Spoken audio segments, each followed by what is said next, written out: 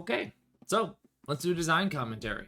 Design commentary stream on Loot, the game that I just most recently posted up onto itch in its playtest format. I guess I should start by saying that this design commentary is for a playtest version of the game, not a final version of Loot. What the final version looks like, I don't know. That maybe it looks a lot like what we're going to talk about today, or it looks totally different. We'll find out. But if you're interested in knowing a little bit more about this playtest that I just released, maybe you want to learn what the game is about or the intent behind it before reading it, or maybe you've read it and you just kind of want to understand a little better, maybe this video will help you get there, understand what it's all about.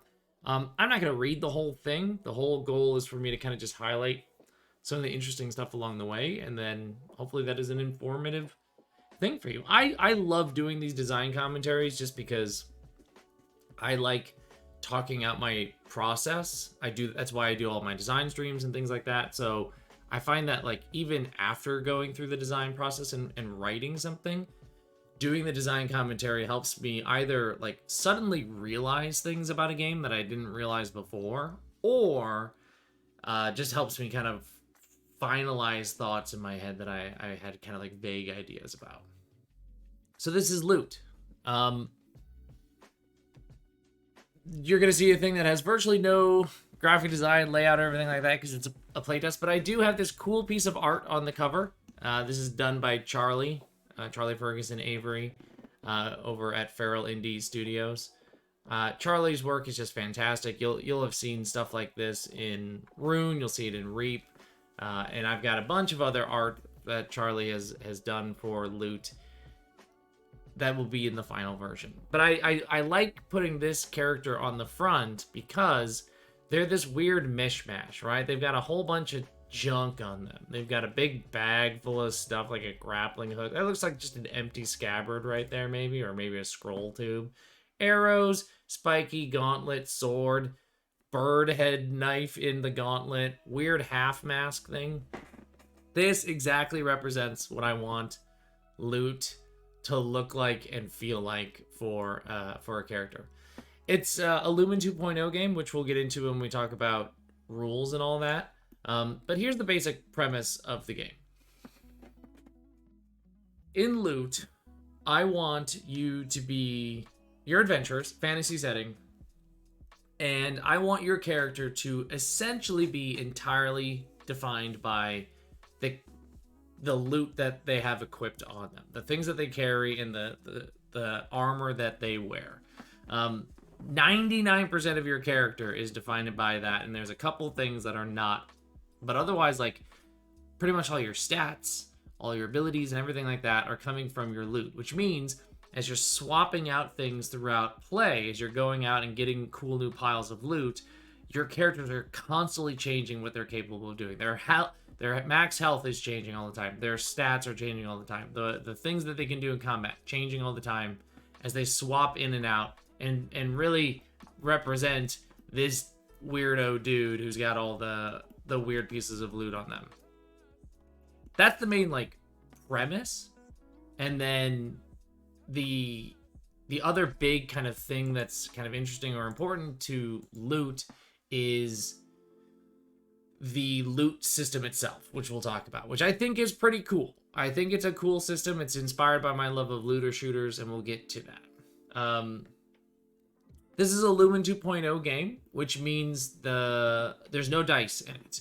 I continue to just like making games that don't have dice, but instead focus on collaborative storytelling at the table, using narrative positioning to kind of understand, like, how things are going, and then when there are stakes and when we need to decide, like, action is being taken beyond what we can just talk out, it's resource management rather than dice rolling. So you'll see this in a few of my other games that use Lumen 2.0, and you'll see even some Lumen 1.0 games getting converted to this. Like, I have intentions of doing this with Nova, for example. And so, to set the stage, if you're not familiar with this idea, basically, All characters have 3 approaches to how they do things. This, rather than a list of skills you have, it's more just how you do things. We assume your characters are pretty capable adventurers, so it's more how they approach rather than what they do. And whenever you do something, in the original Lumen, you had a score in that, and that was your dice pool, and you'd roll 6 dice, you keep the highest, and that would determine your success. In Lumen 2.0, and thus in Loot, that score that you have now represents the number of times you can do an action with that approach with no consequences, essentially. So if you try and do something really strong, you would use your force attribute or force approach, and you would mark it. And as long as you can mark it, you can keep doing strong things. But those scores are going to go down, representing the toll on your body and mind as you do more and more adventuring, as you quest deeper into this dungeon. And that's when it starts to get into that resource management. Then you might run into situations where you try and do something, the GM tells you what the approach is, and you say, I want to use a different approach. If you do that, now you're introducing a minor complication to the scenario. The sort of thing that you would normally see on a sort of semi-successful dice roll, like that 4 to 5 range on certain like dice pool systems, is now manifesting because I call for force as the GM and you don't have any force, but you got flow left. And you're like, can I do it a little speedy instead? Sure, but there's a complication introduced. Or you as a player can say, I'm not going to mark anything, either because you're trying to hold on to your approaches or because you have none left. And then major complications start coming in. So this is the resource management of the party. Can you accomplish what you need to accomplish? Can you delve this dungeon, climb this wizard tower before you run out of your approaches? I like that so much more than letting the dice dictate your success. Here's the approaches that are being used in Loot. These are definitely not the final ones. I use Force, Flow, and Focus as my placeholders for all Lumen games because it's alliteration. I like it, and they pretty effectively demonstrate the approaches, the 3 main approaches that I like in games. I usually then reflavor them based off of the game. So for example, in Nova, it's Sun, Moon, and Shade. I don't know what the reflavoring is going to be, but Force is anything powerful or like sweeping effects, highly emotional effects. Flow, speed, reactive actions, and then Focus are those practice, methodical, precise sort of things that you are working on. Notice none of these say, I'm trying to persuade, or I'm trying to sneak, or anything like that. It's not a set of skills. We assume your adventurers are capable of doing all of those things. And more so now, it's about how you are trying to do the thing. So if I'm trying to persuade somebody to do something, and I'm trying to lay out all the facts and kind of logically explain to them why they should help me, that's using Focus.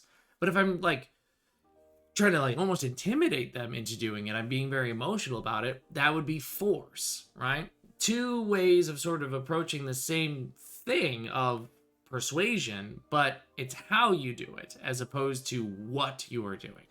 And I that's kind of generally the premise of most Lumen games then. I like to think about characters in Loot as paper dolls. So your character is going to be, as you'll see on the character sheet, just a series of squares that are going to be all the different type of loot that you have. And your character is almost entirely defined by that loot. There's a couple things that you're going to get from your class, which I've already have plans of renaming class to something like background, but for now, your class. So these are the sorts of things that you have on your person. You got armor. You got 3 pieces of armor, head, chest, and feet. I was talking earlier about why I have 3 pieces of armor in a fantasy game, and that's just because in fantasy games we can usually think about like cool boots and cool hats and helmets and stuff like that, as opposed to just saying like armor and it covers all your stuff. I wanted you to have like weirdo hats and strange boots and things like that. So you're gonna have 3 pieces of armor, and these are gonna give you a lot of your stats. You'll see that in the cards. In fact, let's just jump down to the cards real quick and show you some examples of this. These are sorts of the sort of armor, the armor and equipment and things like that. And this is the character sheet. It's a little funky looking, right? Because it's just a bunch of squares for where your loot goes. Here's where you're going to put things like your force, flow, health, armor, and all that. This is a really bad character sheet, by the way. You can tell that I don't do graphic design. I'll have somebody who knows how to do graphic design make it. But you can see that there's a spot to put one head card, a chest card, feet card, 2 weapons, 2 magic items, and then a bag to hold all the rest of your stuff. So what do these cards look like? Well, for example, here's the starting equipment for the person who's the knight class. They've got an iron helm, iron plate, iron boot. So those are going to go into those 3 armor spots. And look what you get by putting these things on. They're telling you how much your health and armor and various stats go up. So the knight is going to have a certain amount of health to start with because this is the armor set that they're wearing. 1 from here, 3 from here, and 1 from there. So that means they have 5 health from those 3 pieces of armor. And then they have 1 of each of the approaches. But if we go down to something like the thief here, who's got 1 health, 2 health, 1 health, notice they have less health because they're a sneaky thief. But they have a little bit more stats because they have flow here and flow here. And so it's all about the stuff that you're wearing. The starting gear that you get for choosing your class might give you a sense of how your class works in the beginning.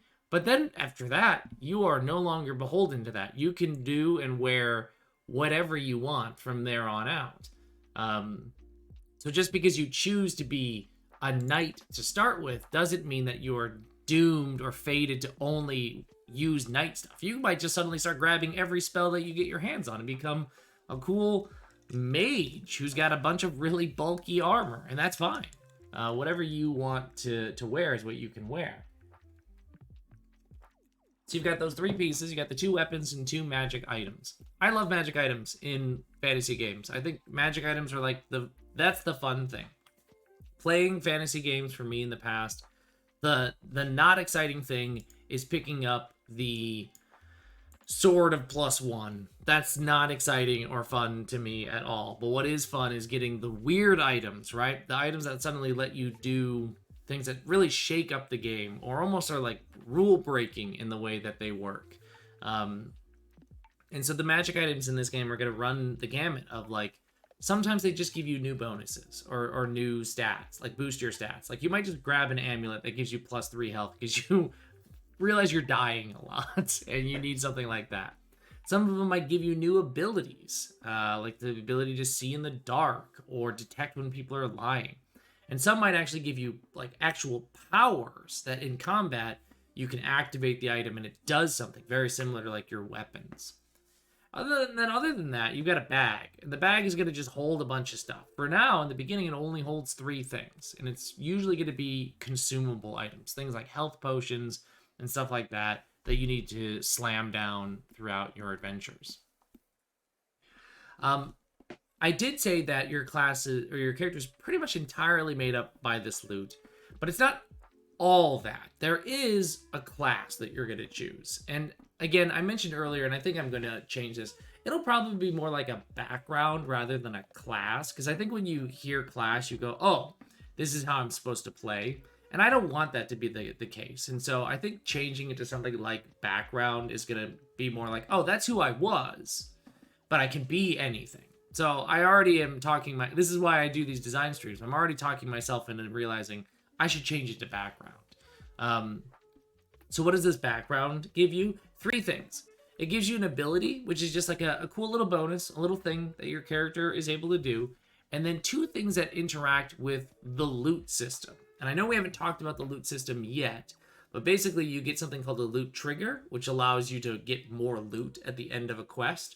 And a loot twist, which is a way that you can kind of twist the odds of getting the loot that you want at the end of a quest.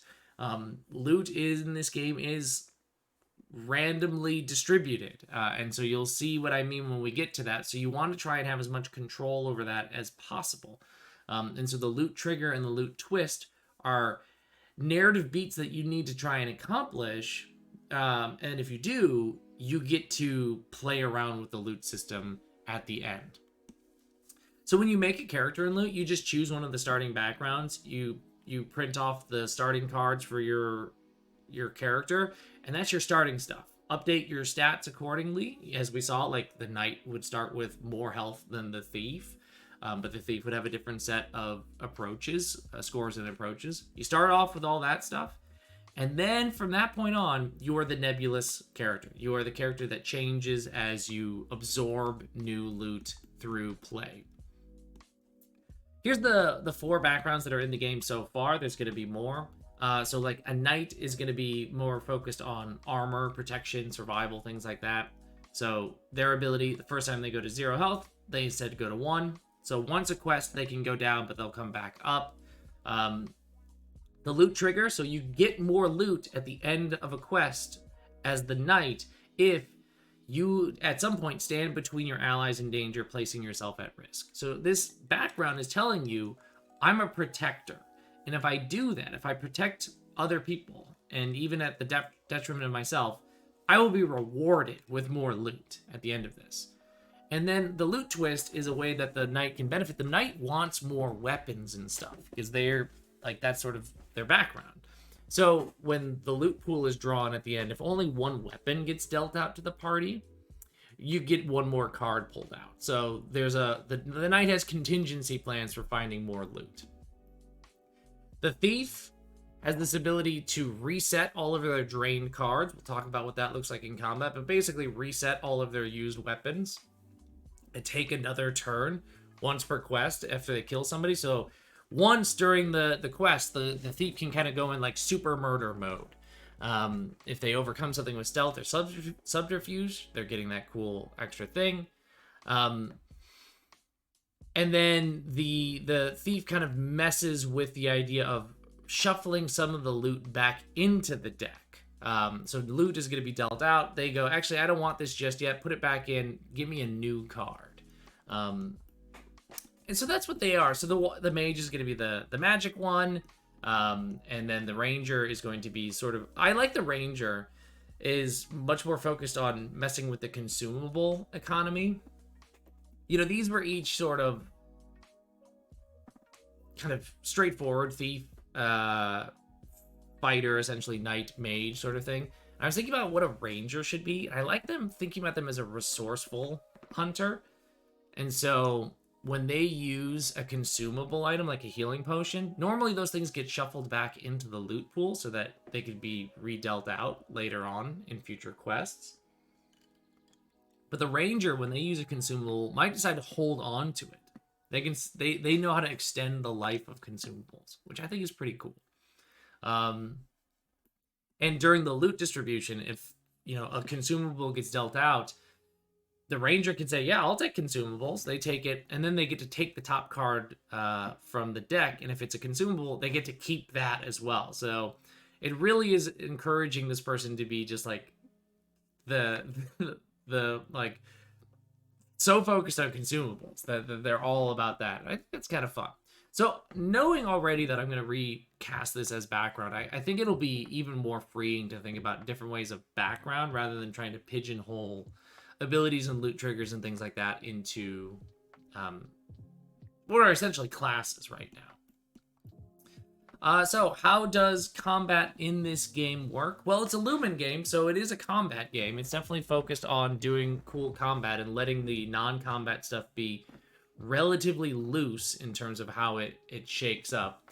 This game does use a grid. I know some of my Lumen games are theater of the mind, using abstracted ranges, but this one I wanted to use a grid because I wanted it to feel like a little tactics game, a little skirmish game. Especially because we're not rolling dice in any of this. I like the idea. I'm going back to my days of playing like Final Fantasy Tactics and just like moving your little dudes around on this grid and trying to get the best possible outcome with the abilities that you have. So you're going to use like a 6x6 grid, pretty small grid, all things considered. And it's just rounds and turns. During the round, all the players get to take a turn in whatever order they want, and then afterwards the GM activates enemy units. Very Lumen in terms of the style of initiative. So players all go, then the GM reacts with the enemies, and then vice versa. Actually, I just realized I said all that, and that's not how this game works. I forgot that I did this totally different. how this works is that the players act, and then an enemy acts, and then a player acts, and then an enemy acts. Totally forgot that. This is why I do these design commentaries, to remind myself how my own games work. So no, once we go back and forth, and once all the players have had a turn and the GM activates a response, that's the end of a round, and then things reset. So what can a PC do? They can move, basically use their stuff, weapons, armors, magic items, or consumables, or the recover action. They can do the same action multiple times during a turn as well. So you can move, use a weapon, magic item, any combination of these things that you want in any order, and you can double dip. You get 2 things during your turn. I mean, movement is movement. It's moving on the grid. I am going to continue my goal in life, which is to get people to know what the word orthogonal means, which is left, right, up, and down on a grid. It's not diagonal, basically. So when you're looking at a grid, orthogonal is the cross. It's not diagonal. Diagonal is 2 spaces away instead of 1 space away. So that's how like Rune and Reap do movement. And I use the word orthogonal, and I just want more people to know that that's what orthogonal means. So you move 1 space every time you want to use the move, unless you can do something different. Range is measured out from your current space. So anything that says range 0 is targeting you, essentially. 1 is anything that is orthogonally 1 space away, so left, right, up, or down. Range 2, etc., etc., etc. So using weapons and armor, I'm gonna go to the weapons and armor to show you an example of this. Basically, every weapon usually has 2 forms: a basic form and a charged form. And let me just actually go straight to a weapon just to show you what this looks like. So here's the Knight's Sword. Notice that the basic use of the sword has range 1, harm 1, which means the knight or anybody wielding this sword can hit anybody who's in a space above, below, left, or right to them, so that's range 1, and they would deal 1 harm to them if they use the sword in its basic form. But then there's the charged form, which says range 1, so it's the same range, but now it's harm 3, way more harm all of a sudden.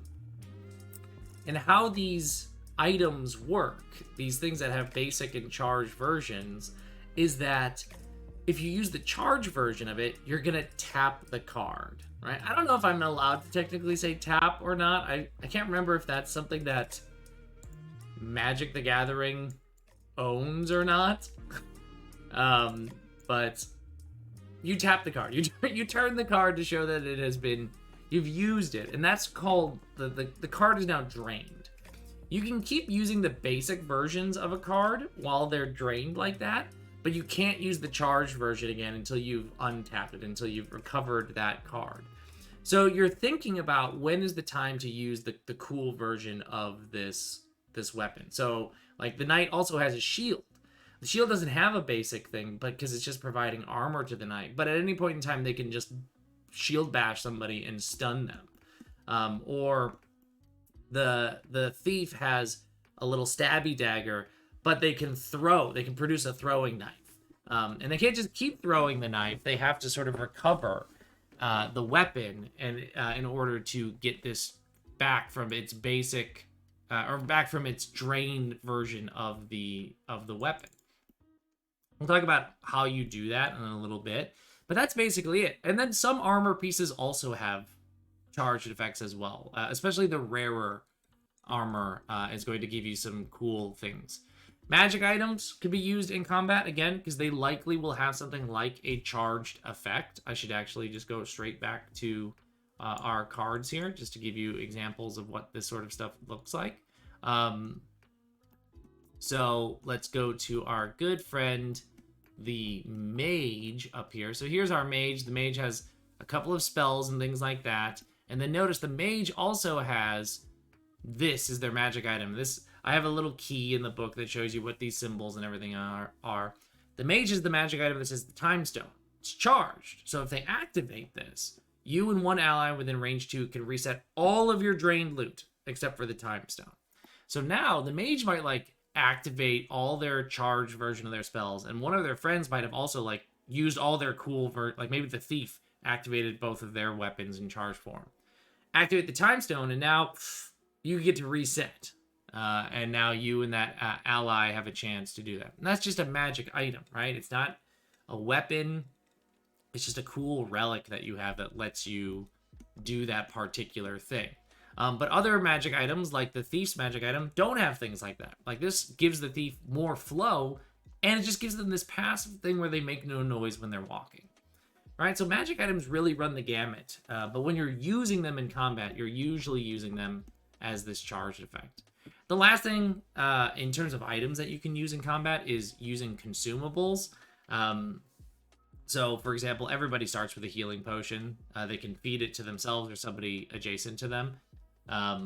Or, for example, the mage can slam down a liquid shield and get a bunch of armor for a fight when normally they don't have any armor.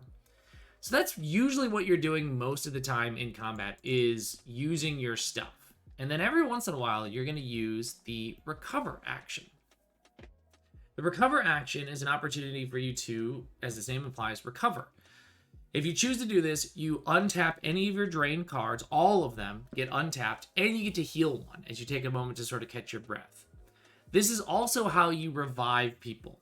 So if an ally has been downed near you and you're next to them, you revive them at 1 health. So this is an opportunity. This is how you're going to recover yourself, but also recover your allies at the same time.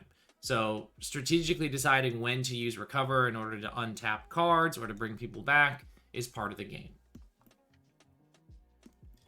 In terms of the GM actions, it's very Lumen-like. All the characters, all the enemy characters have actions that they can take. They have movement that they can move, actions that they can take that are very similar to sort of the actions that like the weapons and magic items that characters can do.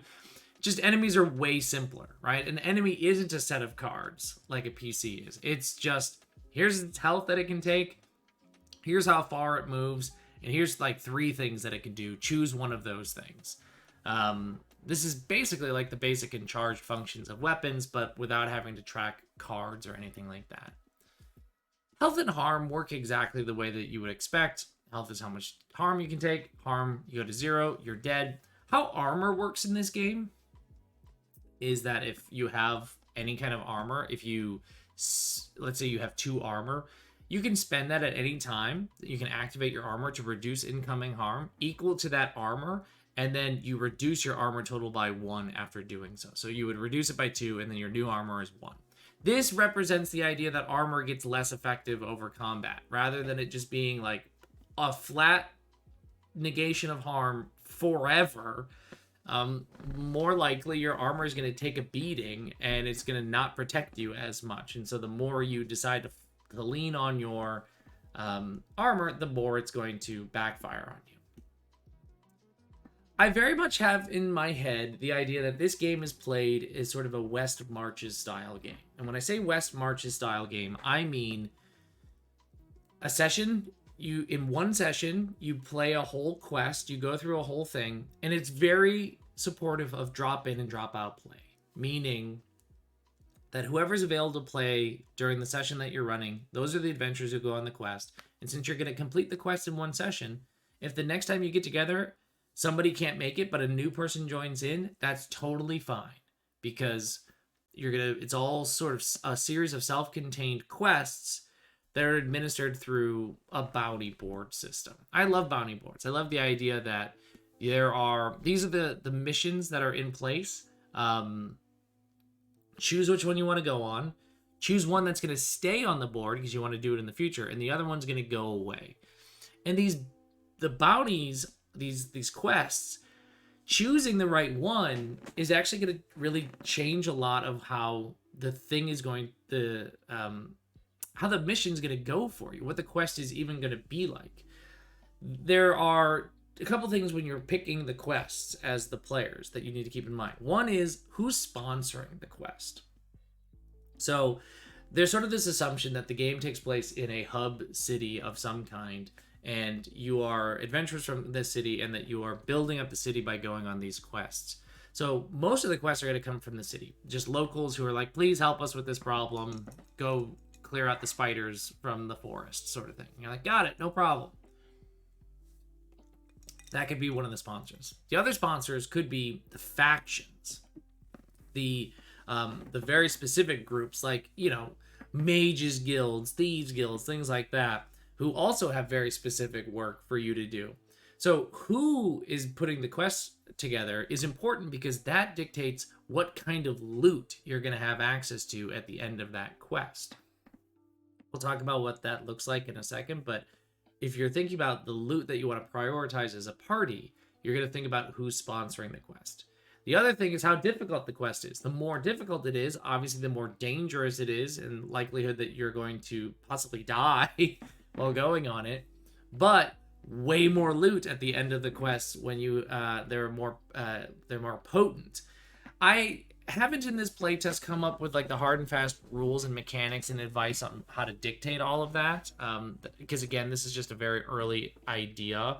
But that's kind of the concept, is that difficulty equates to more likelihood of failure / PC death, but also big old pile of loot waiting for you at the end. Speaking of loot, how does this game work? What is this whole loot thing all about, right? I already kind of talked about, what these things look like. There's going to be rarity in this game in terms of loot. Right now, I only have 3 levels of rarity. I think I'm going to have 5 in the final version. So for example, this is an iron spear. And if we look at sort of our little cheat sheet down here, it is a weapon and it is a common. It's a common weapon. Really simple weapon. Look at this. Range 2, harm 1. So it's got a little bit of range. It's not good if somebody's next to you, but if they're far away, it's good. And then the charge thing is move 1, range 2, harm 3. It's like you kind of like do a run up and stab sort of thing. Highly effective.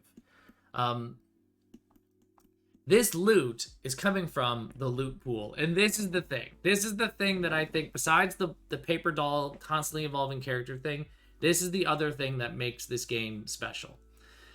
To give you some context, this idea that I'm about to describe was not originally intended for this game. This idea of the loot pool was originally crafted for Light, which is my love letter game to Destiny.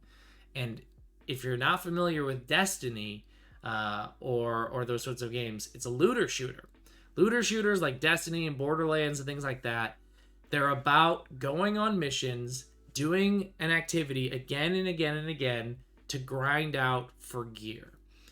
And the reason there's kind of this element of grinding for gear and going on activities and missions in these games is because you know that there's a pool of loot that is available that kind of gets randomly drawn from every time you do a certain type of activity. So if there's a certain gun in Destiny that you really want, you figure out which activity it's attached to, and you go do that activity again and again until you get the gun. Or to take it even to a further level, guns can be sort of have different attributes to them, and you want the god roll for it. So you keep doing it until you get the best version of that gun. But you know that there's some activity that you should be focusing on in order to get that loot. I wanted to take that idea and bring it to the tabletop. Rather than doing a big old loot table that you're just rolling on, I wanted a dynamic and ever-changing pile of loot, a loot pool, that the players had some sense of what was in there, had some sense of controlling it, and some sense of like odds and probabilities that they're going to get the things that they want out of the loot pool. Because if you're just using a big old loot table at the end of a book, you're just at the whim of whatever you end up rolling, and that's just what you get. But if you know what cards are in a small stack of, like a small deck, that are the loot, that is the loot themselves, you know what cards are in there. You have a general sense about the likelihood that you're going to get the card that you're looking for drawn. And if it doesn't get drawn, you know that in a future quest, it's more likely to get drawn now because it's still in the deck. It's still in the pool waiting to get pulled out. That's the basic premise of this loot pool thing.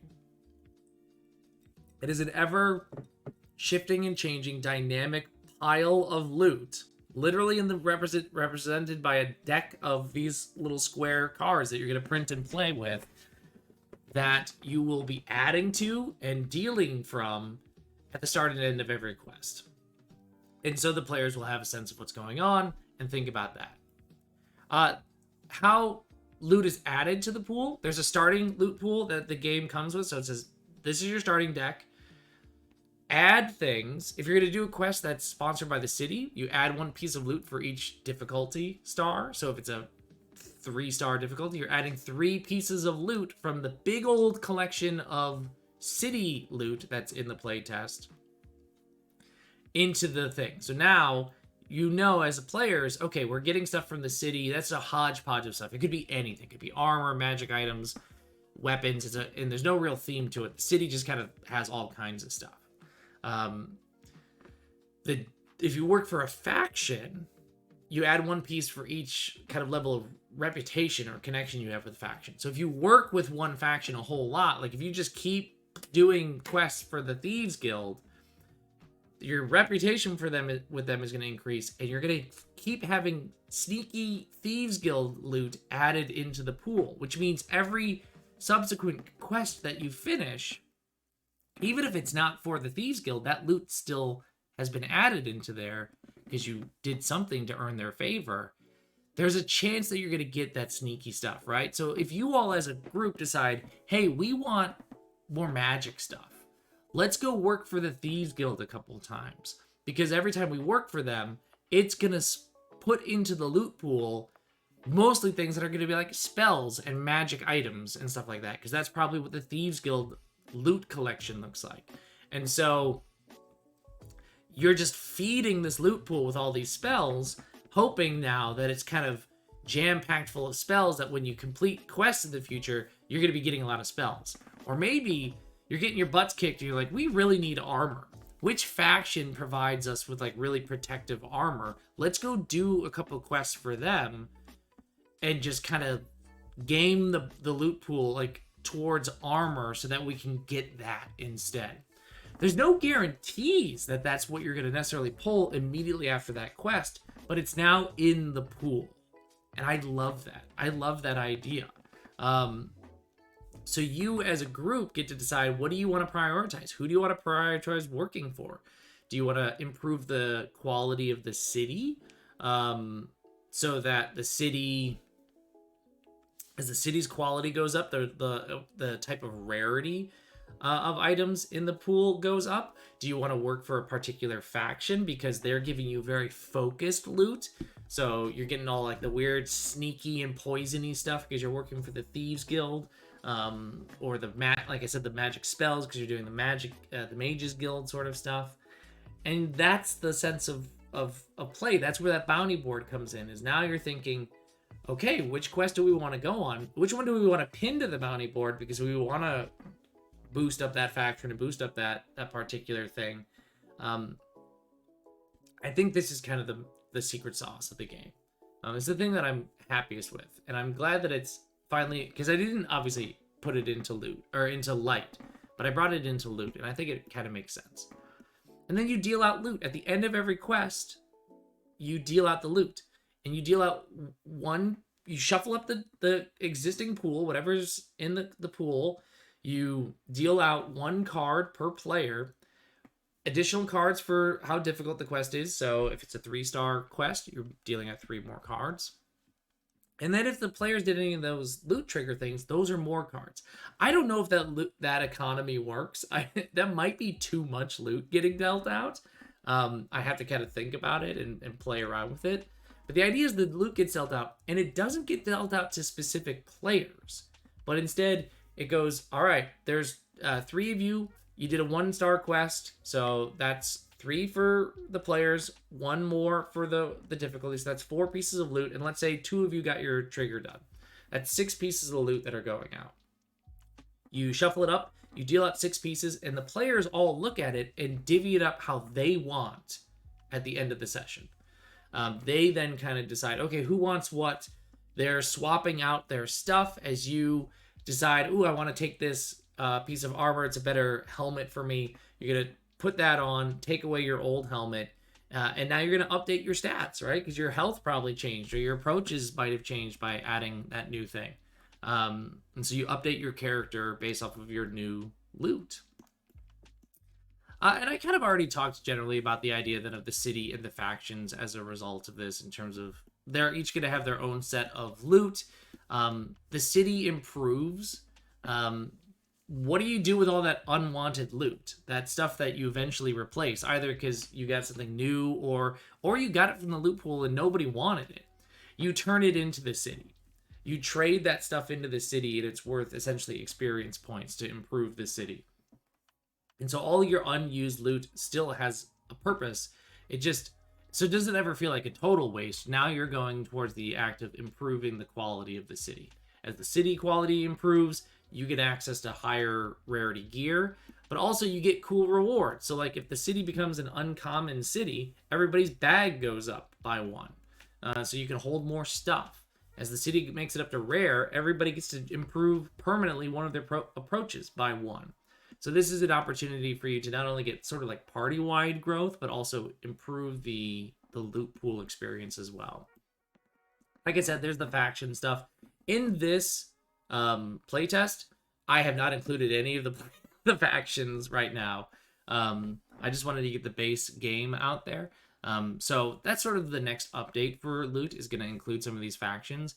I think I'm going to start with the ones that people expect, but I think what I'm going to have more fun with is coming up with factions that are just like weird, like a serpent cult or something like that, and just a bunch of weird snake things. I also have like an idea for like a weird mushroom themed faction and the mushroom themed loot that you would get from them. I think that's going to be the more fun stuff, but we'll start with kind of the basics of like Thieves Guild, Mages Guild, stuff like that. And that's it. Then we hit the playtesting part. I give you a sample quest that you can use in the game. You can or cannot use it, whatever you want to do. And then the whole rest of the document is going to be the character sheet and then all of the loot. You'll notice that some of this is the starter loot for characters, and then beyond that, it's the starting loot pool. And then this is all just loot that can get added to the pool as you decide to update your loot pool over time. I give you a grid to play with, and there's the back cover. So that's loot. That's the design commentary for loot, at least as of this current version 0.1 version of the playtest packet. I hope this was interesting. I hope this was fun for you. I always like doing these deep dives, or, design commentaries. If you got questions, let me know. The link to the game is going to be down in the description of this video. And you'll see a lot more loot in the future. So I'll talk to you later. Bye.